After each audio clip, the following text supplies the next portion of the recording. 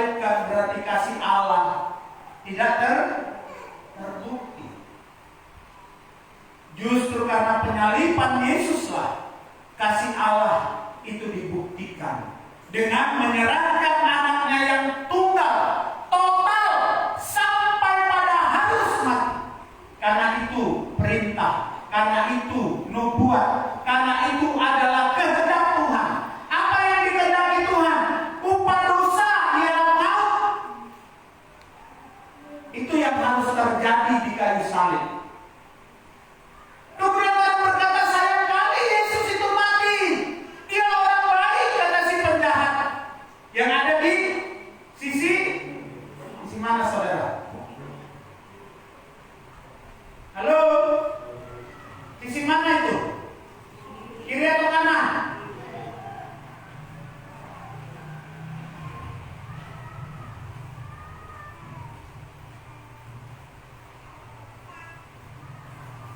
Dan saya mau katakan bahwa kalau memang Yesus disayangkan untuk mati, banyak orang merasa gini, aku harus berkorban untuk Yesus. Makanya banyak orang di hari-hari Paskah juga salah prinsip. Harus ada kematian di hari Paskah, terutama di daerah-daerah Filipina. Ya, Paskah begini ada orang yang rela disalibkan. Untuk mengenang kasih Tuhan, dia rela disalibkan. Apakah itu kehendak Tuhan? Yang dikehendaki Tuhan bukan masalah supaya kita menyalibkan diri kita secara jasmani, tetapi yang maksud saya digantung di kayu salib. Yang Tuhan sudah kerjakan itu sudah sempurna. Nggak perlu diulang-ulang lagi. Kenapa? Hakikatnya saudara, sebelum Yesus disalibkan, dahulu hukumannya adalah setiap orang yang berbuat dosa, maka dia harus disalibkan. Ya. Salib adalah upah dosa. Salib itu upah dosa. Dan setiap orang yang berdosa pasti disalibkan. Nah, kalau ada tradisi-tradisi di Paskah harus ada yang mati disalibkan, itu untuk siapa dia disalibkan kira-kira? Kira-kira untuk siapa dia disalibkan? Untuk dirinya sendiri. Dia berperan sebagai Yesus.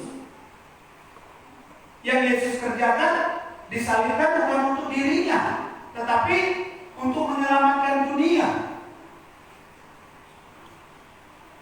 Ini harus kita pahami saudara, dan saya mau sampaikan di tempat ini bahwa sesuai dengan firman Tuhan, salib Yesus adalah bukti kasih Allah yang nyata. Makanya di hari Paskah ini saudara bergabung atau bersukacita.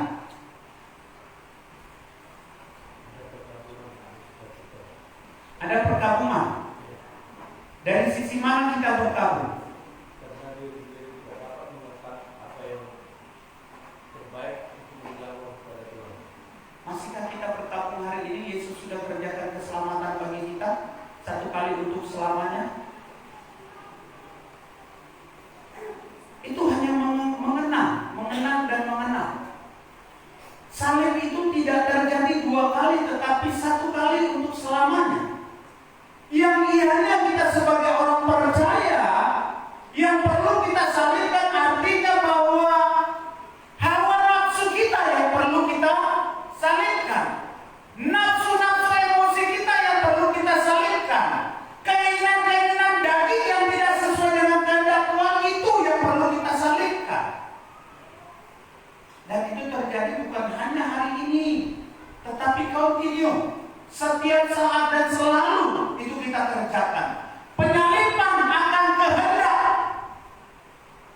itu yang kita perlu kerjakan. Tetapi masalah penyaliban untuk penyelamatan dosa itu sudah terjadi satu kali untuk selamanya. Dulu masa-masa remaja saya ingat, nanti jam 3 datang lagi ke gereja. Kemudian dikenallah jam 3 pas bunyinya lonceng, teng, teng, teng. Semua yang di gereja tertunduk dan menangis.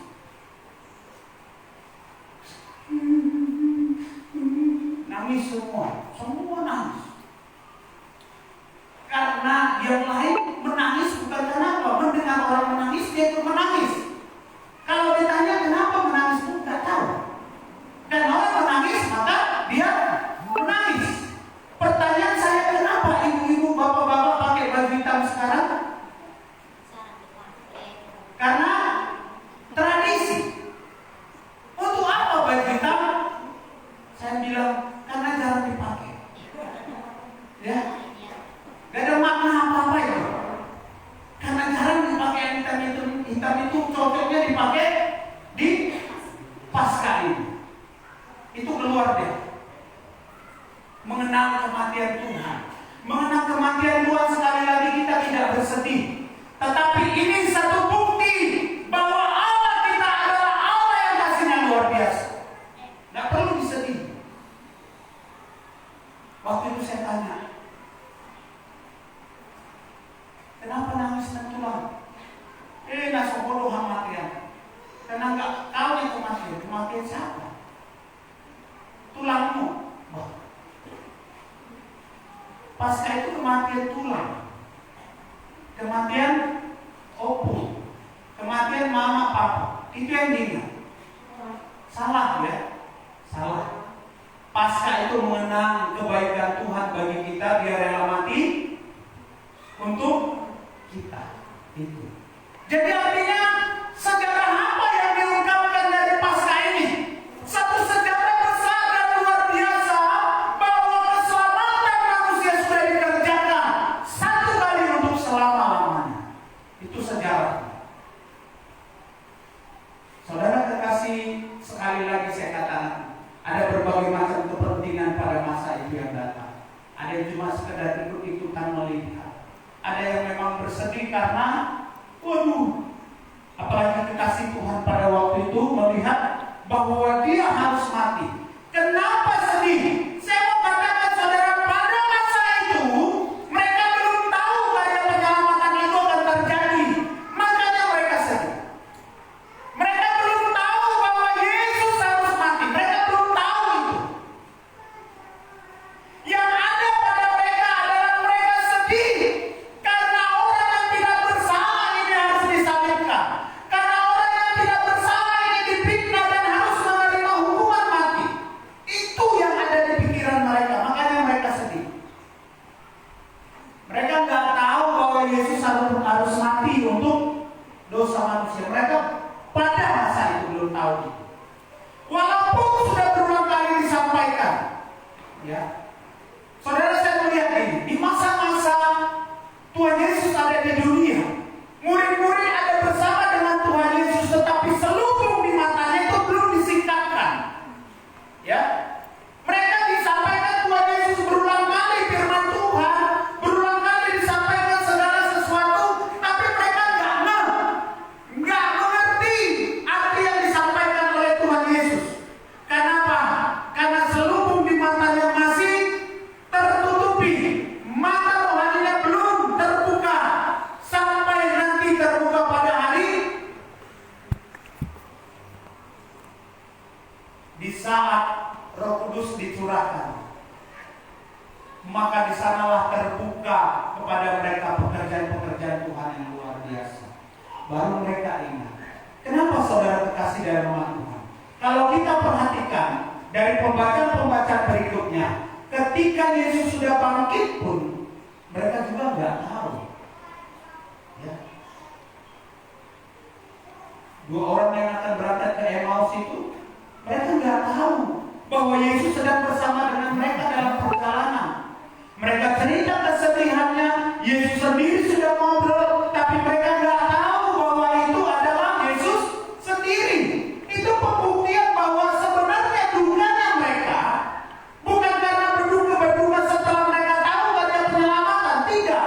Berduganya orang-orang pada masa itu karena mereka sedih akan ditinggal oleh orang yang sangat mereka kasihi, tanpa mereka tahu rahasia pekerjaannya Tuhan. Itu sebenarnya. Kalau dibilang sedih nggak waktu itu? Sedih.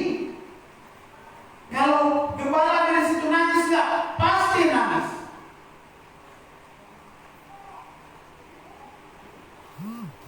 Kalau sedang atau sudah mencintai Tuhan Yesus. Tapi kalau posisinya masih pada posisi penjahat, pasti nggak nangis. Aku naik kerinduan, paling gitu. Karena ini tuh pada udah ngobrol, berbul melaut singgung, paling gitu kan. Jadi kritik yang datang. Ini juga mewakili sifat-sifat kita, saudara, yang suka mengkritik pekerjaan Tuhan. Udah diselamatkan, masih kurang, ya. Kenapa saya bilang gitu? Karena masih banyak orang yang tidak percaya akan karya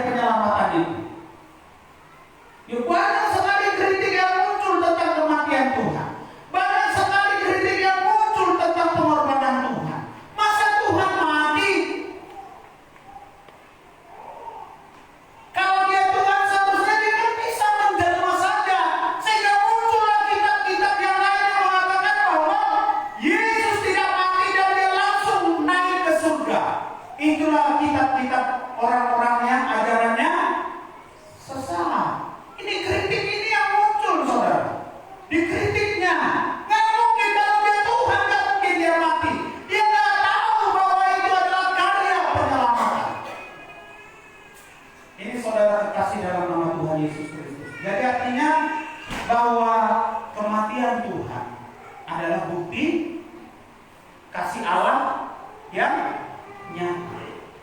Ya. Apa yang dikerjakan? Banyak. Saudara kekasih dalam nama Tuhan Yesus Kristus.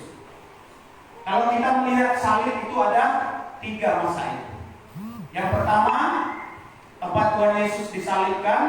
Yang kedua, sebelah kanan Tuhan dan sebelah kiri Tuhan. Nah, Yesus disalibkan karena dosa siapa? Dosa manusia. Yang sebelah kanan dan sebelah kiri untuk dosanya sendiri. Nah, mari kita lihat. Ada satu pribadi pada masa itu yang diambang hidupnya ketika dia sudah mengalami penghukuman, dia sadar diri. Dia menyadari dosa-dosanya dan dia melakukan pertobatan yang luar biasa pada masa itu. Jadi saudara, selagi dia hidup, dia berusaha untuk berubah. Dia berusaha untuk bertobat. Tetapi memang karena sudah diketok palu dan tidak mungkin lagi dia ubah, maka dia terima.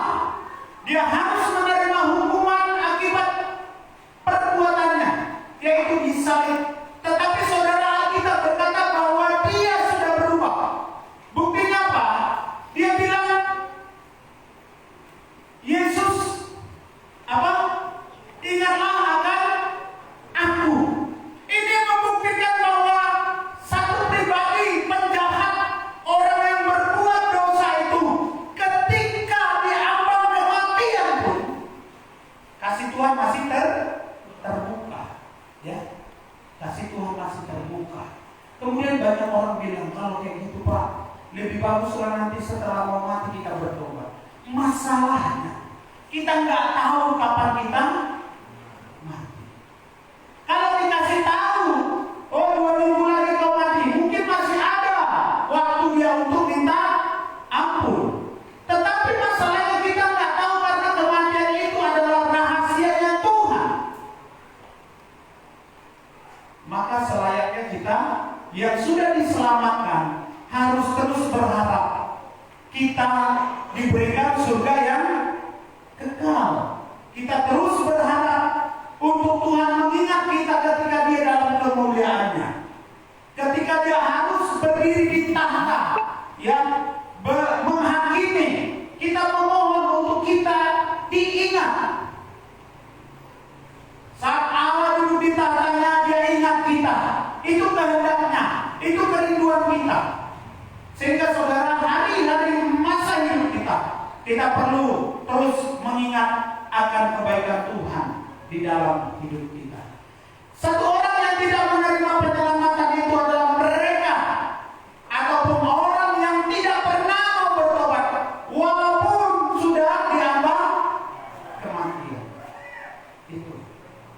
Jadi ada dalam menghadapi kematian itu ternyata ada 3 salib. Salib yang pertama untuk manusia seluruhnya, manusia berdosa. Yang kedua untuk dia sendiri, dia bertobat. Dan yang ketiga itu hukum dosa yang tidak pernah terselamatkan. Itu apa yang dikerjakan oleh Tuhan. Mari kita lihat, ada proses penyelamatan yang Tuhan kerjakan menggantikan kita. Mari kita lihat pertukaran pada kayu salib. Yesus dihukum supaya kita diampuni. Yesus disakiti supaya kita disembuhkan. Yesus dijadikan dosa oleh dosa kita supaya kita dijadikan benar oleh kebenarannya. Yesus menjalani kematian bagi kita supaya kita menerima kehidupannya. Yesus mengalami kemiskinan kita supaya kita kelimpahan. Yesus menanggung rasa malu kita supaya kita menerima kemuliaannya. Yesus menanggung ketertolakan kita supaya kita diterima oleh Bapa. Yesus menjadi satu untuk semua supaya kita menerima berkat. Ya. Ini yang dikerjakan oleh Tuhan bagi kita. Nanti ini saya share di grup untuk kita baca berulang-ulang. Apa yang akan apa yang akan dikerjakan oleh Tuhan? Apa yang dikerjakan melalui salib itu? Oh, ternyata kita diampuni, supaya kita disembuhkan, supaya kita beroleh kebenaran, supaya kita mempunyai hidup, supaya kita menikmati kelimpahan dalam Tuhan, supaya kita dimuliakan, supaya kita diterima menjadi anak Allah, supaya kita menerima berkatnya. Itu yang dikerjakan oleh salib. Karena apa? Akulah jalan dan kebenaran dan hidup. Tidak ada orang yang dapat datang kepada Bapa kalau tidak melalui aku. Itu kata Tuhan Yesus. Oleh sebab itu saudara kekasih dalam nama Tuhan, artinya bahwa salib itu memang harus terjadi, karena itu adalah bukti cinta Tuhan bagi dunia ini, bagi manusia yang berdosa. Makanya siapa yang percaya akan kematian Tuhan, siapa yang merelakan hidupnya dipimpin oleh Tuhan, ya kata percaya, saya selalu menganut paham bahwa percaya bahwa Yesus adalah anak Allah, percaya bahwa Yesus adalah Allah Tritunggal, ya dia sebagai anak, percaya bahwa Yesus sudah disalibkan, mati untuk semua umat ataupun untuk dunia ini, percaya bahwa Yesus sudah dibangkitkan, percaya bahwa Yesus sudah naik ke surga dan bertahta di sana, menyediakan tempat bagi orang yang percaya kepadanya. Setelah percaya itu kemudian tindakan percaya yang berikutnya adalah mempercayakan diri. Itu kata percaya sebenarnya. Percaya dan mempercayakan diri. Ini. Makanya karena salibnya ku hidup. Berarti kalau nggak ada salib Yesus, kita masih mati di hadapan Tuhan, mati oleh hukum dosa. Karena salibnya lah, karena salibnya kita menang. Ini saudara kekasih dalam nama Tuhan Yesus Kristus. Berarti kematian Tuhan, bukti kasih Tuhan yang luar biasa. Saya diselamatkan, ya, dengan proses beberapa ribu tahun yang lalu, proses penyaliban tersebut, saya menerima penyelamatan yang daripada Tuhan. Prosesnya sudah terjadi, pengaruhnya masih terus terjadi, karena penyelamatan itu satu kali untuk selama-lamanya. Jangan seperti orang-orang yang ada di Filipina dan negara-negara lain, menganggap berjasa, menganggap membalas kebaikan Tuhan. Membalas kebaikan Tuhan gak harus sampai mati seperti itu. Membalas kebaikan Tuhan adalah melakukan kehendak Tuhan, melakukan perintah Tuhan, meninggalkan larangan-larangan yang diperintahkan oleh Tuhan. Itu apa yang Tuhan mau bagi gerejanya di masa sekarang ini. Gerejanya harus bertumbuh, gereja harus melayani, gereja harus memberitakan keselamatan tersebut. Bukan gereja diselamatkan kemudian duduk dan tidur, tetapi gereja yang harus maju, gereja yang harus bergerak. Ini tujuannya Tuhan, ini kemauannya Tuhan bagi kita semuanya. Gereja yang mau memberitakan keselamatan yang daripada Tuhan. Mari kita sebagai umat Tuhan, kita mau menceritakan kebaikan Tuhan bagi setiap orang dimanapun dan apapun. Kita jadi saksi, bahkan kita akan menyampaikan kasih Tuhan, kebaikan Tuhan, penyelamatan yang Tuhan sudah kerjakan bagi kita dan dunia ini. Puji Tuhan, Tuhan Yesus memberkati kita semuanya. Dan hari ini kita mau menerima perjamuan kudus. Dan saudara terkasih dalam nama Tuhan,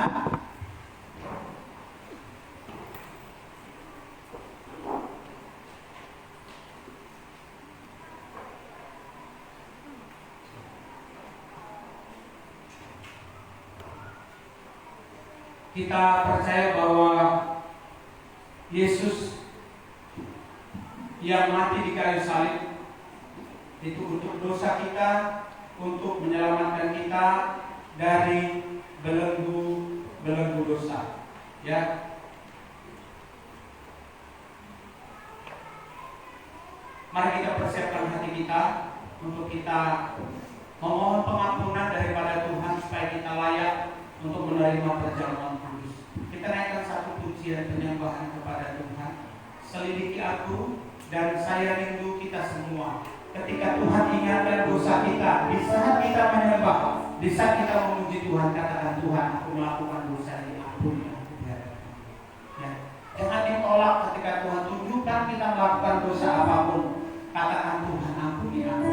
Tuhan sedang selidiki, artinya Tuhan sedang bukakan apa dan mana-mana dosa yang belum diampuni oleh Tuhan. Mari sesuai dengan 1 Yohanes 1:9. Allah setia dan adil, Dia mengampuni setiap dosa yang diakui, setiap dosa yang diakui. Hari ini saya merindukan